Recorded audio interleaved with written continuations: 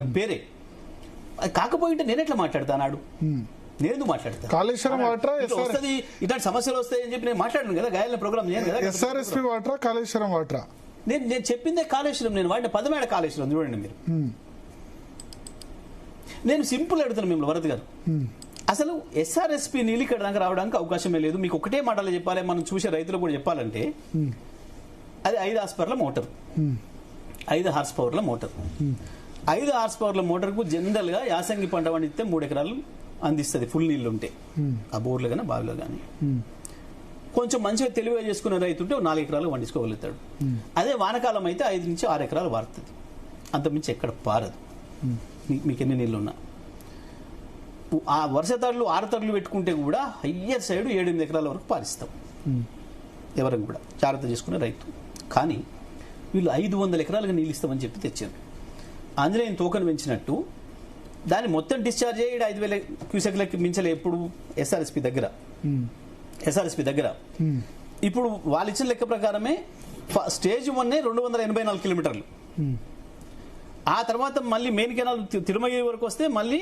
60 కిలోమీటర్లు 346 స్టేజ్ 1 ఏమో 284 దగ్గర ఎండ్ అవుద్ది ఇది 346 అంటే 16 ప్లస్ 46 62 కిలోమీటర్లు 62 కిలోమీటర్లు తిరుమలగిరి మొత్తం 346 తిరుమలగిరి ప్రగతి నగర్ వరకు ఇక్కడ నుంచి వెళ్ళి మళ్ళీ నా 71 DBM ఇంకా 80 కిలోమీటర్లు పోవాలి రావిచెరువు దాటి ఆ కింది పోవాలంటే 80 కిలోమీటర్లు ఒక 6,000 క్యూసెక్ల నీళ్లు ఎస్ఆర్ఎస్పీ దగ్గర పోచంపేట దగ్గర బయలుదేరితే 550 కిలోమీటర్లు 600 కిలోమీటర్లు పోతాయి అసలు దీని ప్రజల భాషలు చెప్పాలంటే కాలువ బిక్కిపోయింది ఏంది మనం ఎప్పుడైనా నీళ్లను తక్కువ నీళ్లను దూరం తీసుకుపోవాలని చెప్పి ప్రయత్నం చేస్తే కాలువ తాగేస్తుంది కాలువనే తాగేస్తుంది సింక్ అయిపోతాయి ఇది కూడా అంతే నువ్వు అట్లా వదిలి పెడదామన్నా రావు నీళ్లు ఇంపాసిబుల్ ఇంకోటి ఎందుకు వీళ్ళు చేసిన కుట్ర ఎక్కడ బ్యాలెన్సింగ్ రిజర్వాయర్లు కట్టలే దానిపైన ఎల్ఎండి దాటిన తర్వాత మైలవరం బయ్యన్నవాగు మీరు కట్టారా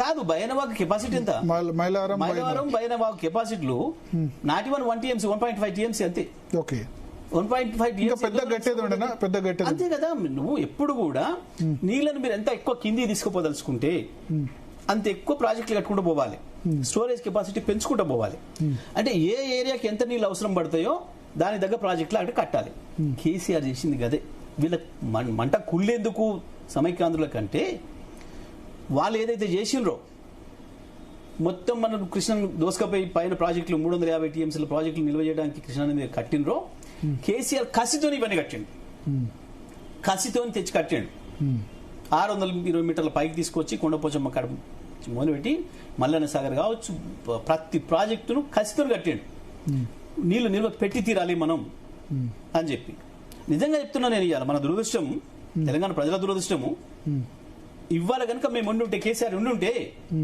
అసలు కాళేశ్వరం గొప్పతనం ఏందో కాళేశ్వరం విలువ కానీ మీకు 10 కాళేశ్వరం కట్టి కంప్లీట్ అయ్యి 5 కూడా మీకు అవసరం పడలే ఇచ్చినాం కదా అంటే మేడిగడ్డ అన్నారం సుందిలో అవసరం పడలే మధ్య కరువు వచ్చింది ఇబ్బంది వచ్చింది ఎందుకు రాలేదు ఇప్పుడు మీరు లాస్ట్ ఇయర్ నేను ఒక మాట్లాడతా లాస్ట్ ఇయర్ కూడా మీరు గ్రౌండ్ రిపోర్ట్ పోయి చేశారు మేడిగడ్డ అన్నారం సుందిలా చేశారు కానీ నీళ్ళు ఎత్తలే అయినా నీళ్ళు వాటర్ వచ్చాయి కదా రికార్డు స్థాయిలో పంట పండింది కదా ఎన్ని వచ్చినాయి మొన్న రబీలో బంపర్ క్రాప్ 2 సమ్మర్లలో నీళ్ళు ఇయ్యలే కదా వానకాలం తప్ప సమ్మర్లో నీళ్ళు ఇయ్యలే మొన్న వరి పంట బ్రహ్మాండమైన రికార్డు కొనలేని పరిస్థితి మీరే కొంటలేరు అన్నారు మాట్లాడిండ్రు ఏంది కొన్న రికార్డు చెప్పమని ఇప్పుడు ఒక్కొక్కనాడు చెప్పలే కొన్న రికార్డు చెప్పలే మొన్న హైయెస్ట్ కదా రబీలో దానికి మించిన అబద్ధం లేదు ఇన్నిసార్లు మాట్లాడి జిల్లా మంత్రి ఉత్తమ్ కుమార్ రెడ్డి ఆధ్వర్యంలోనే సివిల్ సప్లైస్ డిపార్ట్మెంట్ హైయెస్ట్ ఒక్కసారి లెక్క చెప్పండి ఇప్పుడు ఎంత 85 లక్షల మెట్రిక్ టన్నులు అనుకుంటా కొన్నది చెప్పిండా పండిందని చెప్పిండు పండింది అనడానికి ఏముంది 5 లక్షలు కాదు 5 కోట్లు చెప్పారు పండిందంటే మరి పండింది అని చెప్పిండు పండిందంటే ఎట్లా పండింది సింపుల్ కాళేశ్వరం లేకుండానే పండింది కదా సింపుల్ మీరు ఎప్పుడు 10 ఎకరాల పొలం చేస్తారు 10 ఎకరాల పొలంలో ఈసారి 7 ఎకరాలు చేసింది పంట ఎక్కువ పడుతుందా తగ్గుతుందా ఎక్కువ పడుతుందా తగ్గుతుంది కదా 3 ఎకరాలు తగ్గించారు ఇప్పుడు మీరు నేను పెద్ద మాటలు అన్నాను కానీ మా చిన్న సీతారాం తండ నుంచి మొదలుపెట్టి ఆయన నియోజకవర్గంలో మోతే మండలం ఇది మా పెనుబాడ మండలంతో సహా ఆయన నియోజకవర్గంలో మునగాల మండలం నడిగూడెం మండలం మోతే మండలం ఆ నుంచి తుంగతుర్తి నుంచి పైకి పెట్టి మీరు కాలు వెంబట్టి మీ రిపోర్టర్లు పంపించి ఈ యాసింగ్లలో ఎప్పుడన్నా మీకు నీళ్ళు ఇచ్చిరా, మధ్యన 2 యాసింగ్లు ఎండబెట్టిరా లేదా అనే మాట అడగండి మీ రిపోర్టర్లను. నీళ్ళు ఇచ్చిరు అంటే నేను దేనికైనా ఒప్పుకుంటా. ఈసారి ఎక్కడ రాలేదు. ఇప్పుడు తుంగతుర్తిలో, సూర్యాపేట ఎక్కడ కూడా వరుసగా 2 పంటలు ఎండబెట్టిరు, మొత్తం 2 యాసంగులు ఎండబెట్టిరు. నువ్వు పంటలు ఎండబెట్టి సాగు భూమి తగ్గిన తర్వాత నేను ఎక్కువ మండిందని నువ్వు ఉత్తర లెక్క చెప్తే నవ్వుకున్నారు రైతులు చూసి. మరి మీరే కొనుగోలు చేస్తలేరు రైతులు. అదే కొనలే కదా, పండినే కొనలే. అంతెందుకు ఇప్పుడు మీరు హుజూర్నగర్ నియోజకవర్గంలో ఎన్ని కొన్నాడో చెప్పమనండి, ఎన్ని కొన్నాడో లెక్క చెప్పమనండి, బిర్యానీ ఎన్ని కొన్నాడో లెక్క చెప్పమనండి. అన్ని మిల్లులను కొనుక్కపోయారు పండినాయి అక్కడ, అది వేరు విషయం. ఈ ప్రాంతంలో కూడా కొనకుండా రైతులు ఇబ్బంది పెడితే నేను నా ఊళ్ళు కూడా ప్రైవేట్ వాళ్ళకి అమ్మిన, కొన్ని ప్రతి ఊళ్ళో రైతులు కూడా కొన్ని ప్రైవేట్ వాళ్ళకి అమ్మిరు. ఓపుకున్న వాళ్ళు కళ్ళంలో, నాయి కూడా కొన్ని కళ్ళంలో పెట్టి అమ్మినాం సమయం ఉన్నప్పుడు. తెచ్చి స్టోర్ చేసుకునే పరిస్థితి, ఎన్ని ఎకరాలు పండించారు మీరు? స్టోర్ చేసుకునే అవకాశం లేనప్పుడు రైతులు తప్పనిసరి పరిస్థితులలో తీసుకుపోయి మిల్లులకు పోషిస్తున్నారు. ఎంత ధర వస్తే అంత దొరకదు. ఏమైనా ఇప్పుడు ఏమైతుంది, రైతుకు ఒక సమస్య ఏమొచ్చింది, గతంలో లాగా కూలీలు లేరు, అన్ని హార్వెస్టర్లు తీసుకొచ్చి ఇంట్లో పోసుకొని మళ్ళీ ఎత్తడానికి కూడా మనుషులు దొరకరు. ఇట్లా పోసి మళ్ళీ ఎత్తడానికి మనుషులు దొరకరు. ఇంటి ముందర ఎండ పోసుకొని ఆరబోసుకోవడానికి ఎక్కువ పంట వస్తుంది గతం కంటే. ఎందుకనంటే పంట విస్తీర్ణం పెంచినాం. మీరు ఒకటే మాట, మేము వచ్చే నాటికి 1,20,00,000 ఎకరాలు పంట విస్తీర్ణం తెలంగాణలో, 2.5 కోట్ల తీసుకొచ్చినాం, 2,30,00,000 తీసుకొచ్చినాం సాగు. వాళ్ళ లెక్క ప్రకారం కూడా ఎప్పుడు కూడా 10 లక్షల ఎకరాలకు దాటలు ఎవరికి తెలంగాణలో 50 లక్షల ఎకరాలు తీసుకొచ్చినాం మేము వచ్చిన తర్వాత. వీళ్ళు ఇంకో మాట కూడా మాట్లాడతారు, కాళేశ్వరంతో రాలే అనే మాట.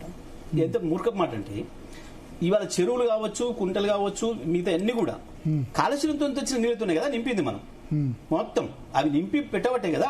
దాంతో ఇంకోటి ఏం జరిగింది, కాలువల కింద డైరెక్ట్ వారింది ఒకవైపు అయితే, మీరు చెరువులు నింపడం వల్ల కాలువల ద్వారా వచ్చిన నీళ్లతోని భూగర్భ జలాలు పెరిగి బోర్లు 24 గంటలు కరెంట్ ఇచ్చేసరికి ఈ కాలువల కింద అయిన సాగు కంటే కూడా చెరువుల కింద, బోర్ల కింద ఎక్కువ సాగైంది తెలంగాణలో. అది ప్రత్యక్షంగా పరోక్షంగా జరిగింది. ఇవన్నీ జరగబట్టి పంట పెరిగింది. కానీ నువ్వు నీళ్ళే కొంతమంది కాలర్స్ కూడా తీసుకుందాం. పీసీఆర్ జగదీష్ రెడ్డి గారికి మాట్లాడవలసిన కాల్స్ కూడా చేయొచ్చు. సో అయితే ఒకటి, ఇప్పుడు నేను ఇంకొకటి ప్రజెంట్ చేస్తాను. కాళేశ్వరంలో మీకు గంధమల్ల, బస్వాపూర్, ఈ ఉమ్మడి నల్గొండలో కట్టాలి.